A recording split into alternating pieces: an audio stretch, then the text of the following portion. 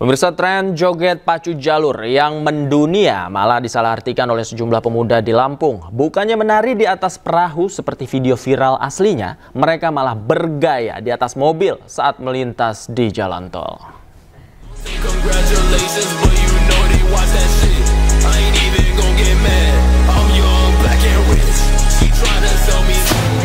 Dalam video yang beredar, seorang pemuda terlihat berdiri dan menari di atas mobil yang sedang melaju di ruas tol Trans Sumatera, kilometer 58 Bakahuni Terbanggi Besar. Pemuda di Lampung itu berdalih ikuti tren viral tarian pacu jalur, namun caranya salah. Mereka bergaya bak bocah di depan perahu kayu dengan menggunakan mobil di jalan tol. Bukan menghibur, aksi itu justru membahayakan diri sendiri dan pengguna jalan. Satuan PJR Ditlantas Polda Lampung mengamankan 3 orang yang terlibat. Yang pertama, mereka menyampaikan iseng, ya karena lagi viral ya video aura itu mereka juga pengen ikut viral juga. Ternyata apa yang mereka lakukan tidak sesuai dan membahayakan pengendara lain maupun dia juga. Kami memohon maaf sebesar-besarnya kepada masyarakat Lampung dan Ditlantas Polda Lampung atas keliruan kami yang membahayakan pengguna jalan lain, dan kedepannya kami akan kooperatif berlalu lintas dan berjanji tidak akan mengulangi kesalahan kami lagi.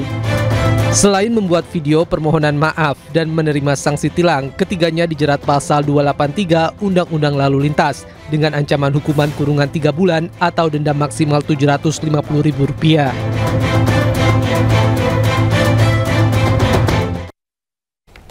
Pemirsa, pemandangan unik terjadi di Camp Elysees, Paris, Prancis jelang parade hari jadi Prancis kemarin. Pasukan militer Indonesia dan Prancis melakukan aksi menari tarian pacu jalur khas Riau yang sedang viral di dunia.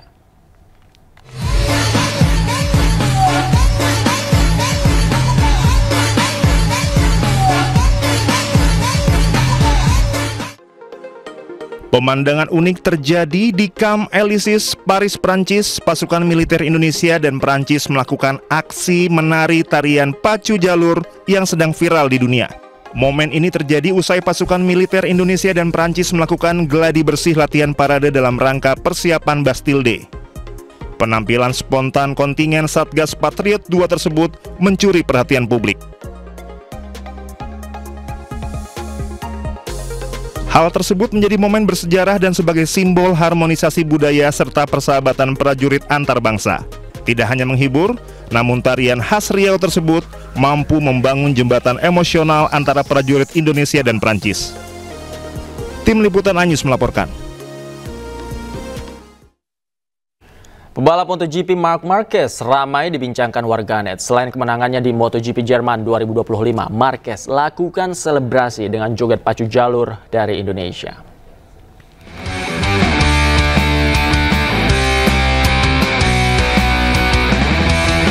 Marc Marquez, pebalap MotoGP, melakukan selebrasi saat memenangi MotoGP Jerman 2025. Uniknya, Marquez joget pacu jalur dari atas motornya.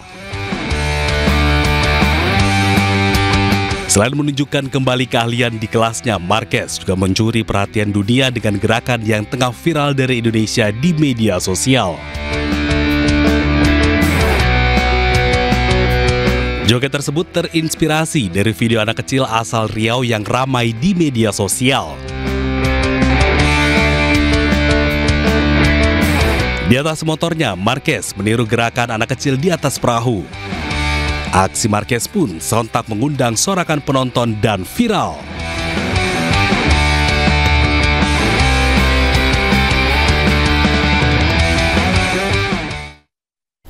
Beralih ke informasi lain, pemirsa, perundingan gencatan senjata kedua Hamas Israel berakhir buntu. Hamas menuding Perdana Menteri Israel Benjamin Netanyahu tidak mau kesepakatan ini terjadi dan tetap ingin berperang.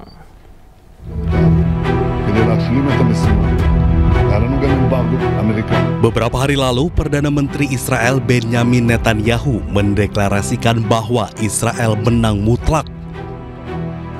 Namun, hal ini justru menimbulkan pertanyaan dari sisi Hamas.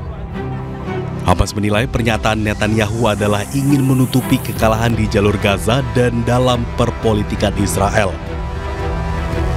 Pernyataan Hamas disampaikan saat delegasi kedua belah pihak mengadakan pertemuan untuk gencatan senjata di Qatar pada 13 Juli lalu. Gencatan senjata Hamas Israel awalnya diusulkan oleh Presiden Amerika Serikat Donald Trump. Saat perundingan pertama, kesepakatan gencatan senjata tak memiliki hasil. Hasil yang sama juga dirasakan kedua belah pihak bertemu.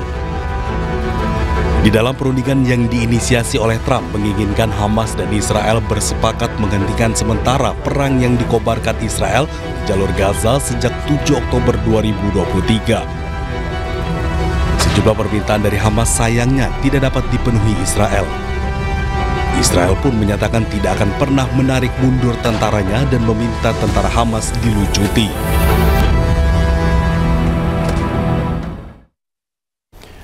Pemirsa, penyerangan rakyat Gaza oleh tentara Israel masih berlangsung hingga hari ini. Tercatat lebih dari 58.000 warga Gaza tewas sejak awal Israel menyerang Palestina pada Oktober 2023 yang lalu.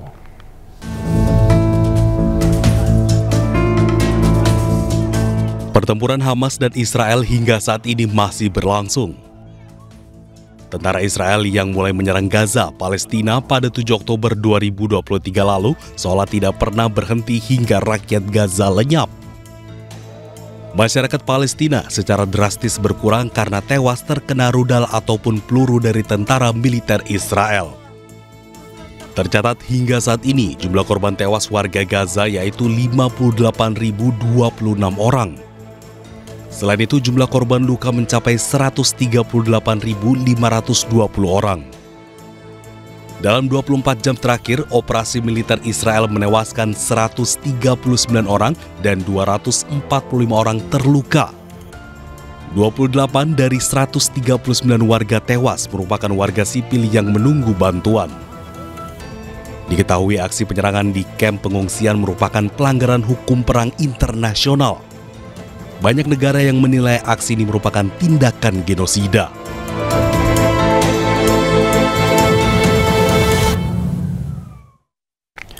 Pemirsa, tentara Israel menyerang fasilitas kesehatan di jalur Gaza terus-menerus. Selain serangan rudal, Israel memutus bahan bakar, pasokan obat-obatan, serta menyekap hingga membunuh dokter di Gaza.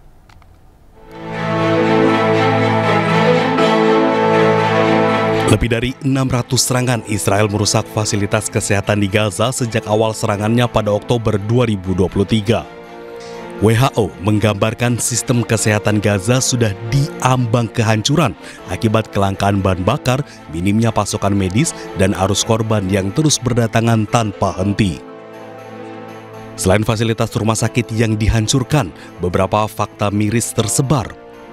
Baru-baru ini, seorang ahli bedah yang bekerja di Rumah Sakit Arab Al-Ahli di bagian utara Gaza, yaitu Dr. Ahmad Kondil, meninggal ditembak pesawat tak berawak ketika berada di pasar. Dilaporkan di media setempat, 50 orang meninggal dalam kejadian tersebut. Al Jazeera juga melaporkan kondisi pilu dialami dokter anak terkemuka sekaligus Direktur Rumah Sakit Kamal Adwan di Gaza Utara, Dr. Hussam Abu Safia, kesehatannya memburuk setelah ditahan Israel.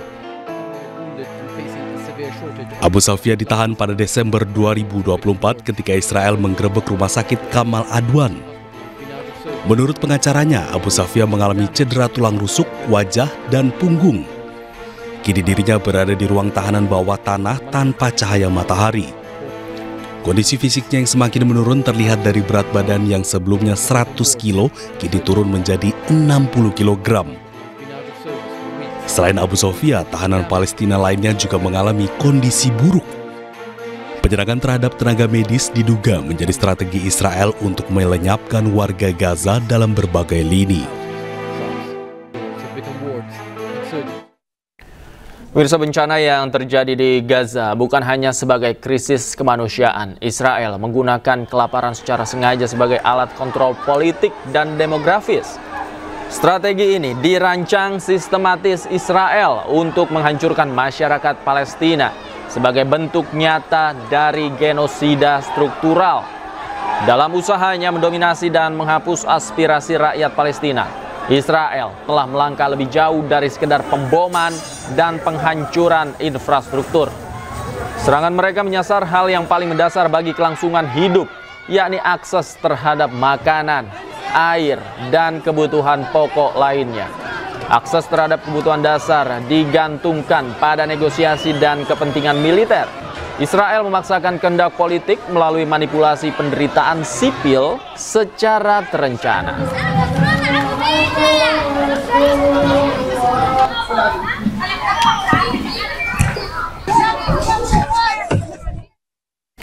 Tentara Zionis Israel kembali menyerang warga Gaza Palestina saat berada di pusat bantuan. Dari video amatir yang terekam warga, tentara Israel melepaskan tembakan ke warga Gaza sekitar di pusat bantuan yang diawasi oleh Amerika Serikat dan Israel di Rafah.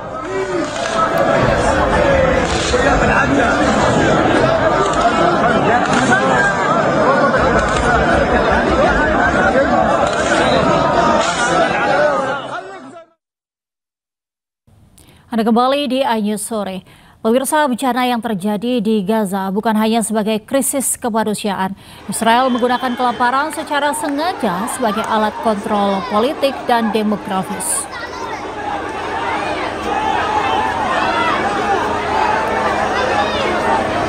Strategi ini dirancang sistematis Israel untuk menghancurkan masyarakat Palestina sebagai bentuk nyata dari genosida struktural. Dalam usahanya mendominasi dan menghapus aspirasi rakyat Palestina, Israel telah melangkah lebih jauh dari sekedar pemboman dan penghancuran infrastruktur. Serangan mereka menyasar hal yang paling mendasar bagi kelangsungan hidup, yakni akses terhadap makanan, air, dan kebutuhan pokok lainnya. Akses terhadap kebutuhan dasar digantungkan pada negosiasi dan kepentingan militer. Israel memaksakan kehendak politik melalui manipulasi penderitaan sipil secara terencana.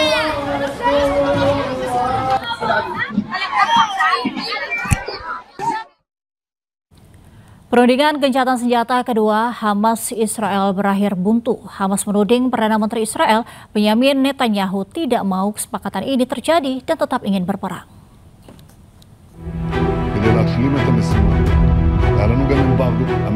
Beberapa hari lalu, Perdana Menteri Israel Benyamin Netanyahu mendeklarasikan bahwa Israel menang mutlak. Namun, hal ini justru menimbulkan pertanyaan dari sisi Hamas. Hamas menilai pernyataan Netanyahu adalah ingin menutupi kekalahan di jalur Gaza dan dalam perpolitikan Israel. Pernyataan Hamas disampaikan saat delegasi kedua belah pihak mengadakan pertemuan untuk gencatan senjata di Qatar pada 13 Juli lalu. Gencatan senjata Hamas Israel awalnya diusulkan oleh Presiden Amerika Serikat Donald Trump. Saat perundingan pertama, kesepakatan gencatan senjata tak memiliki hasil. Hasil yang sama juga dirasakan kedua belah pihak bertemu. Di dalam perundingan yang diinisiasi oleh Trump menginginkan Hamas dan Israel bersepakat menghentikan sementara perang yang dikobarkan Israel di jalur Gaza sejak 7 Oktober 2023. Sejumlah permintaan dari Hamas sayangnya tidak dapat dipenuhi Israel. Israel pun menyatakan tidak akan pernah menarik mundur tentaranya dan meminta tentara Hamas dilucuti. Pemirsa, penyerangan rakyat Gaza oleh tentara Israel masih berlangsung hingga hari ini. Tercatat lebih dari 58.000 warga Gaza tewas sejak awal Israel menyerang Palestina pada Oktober 2023 lalu.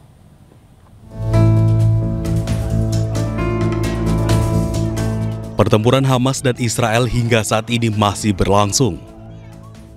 Tentara Israel yang mulai menyerang Gaza, Palestina pada 7 Oktober 2023 lalu seolah tidak pernah berhenti hingga rakyat Gaza lenyap. Masyarakat Palestina secara drastis berkurang karena tewas terkena rudal ataupun peluru dari tentara militer Israel. Tercatat hingga saat ini jumlah korban tewas warga Gaza yaitu 58.026 orang. Selain itu, jumlah korban luka mencapai 138.520 orang. Dalam 24 jam terakhir, operasi militer Israel menewaskan 139 orang dan 245 orang terluka. 28 dari 139 warga tewas merupakan warga sipil yang menunggu bantuan. Diketahui aksi penyerangan di kamp pengungsian merupakan pelanggaran hukum perang internasional. Banyak negara yang menilai aksi ini merupakan tindakan genosida.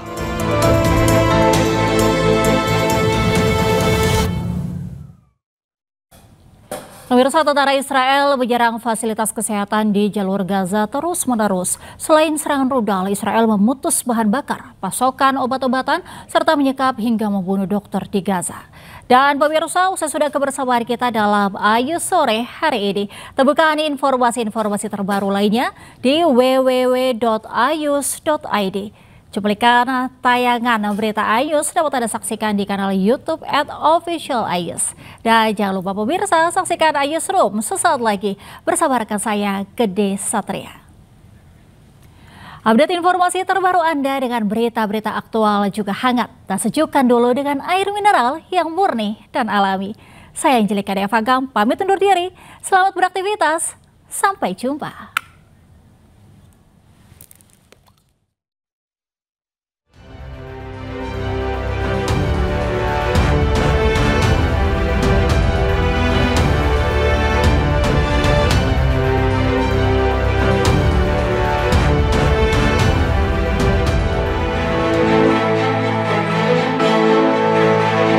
Lebih dari 600 serangan Israel merusak fasilitas kesehatan di Gaza sejak awal serangannya pada Oktober 2023.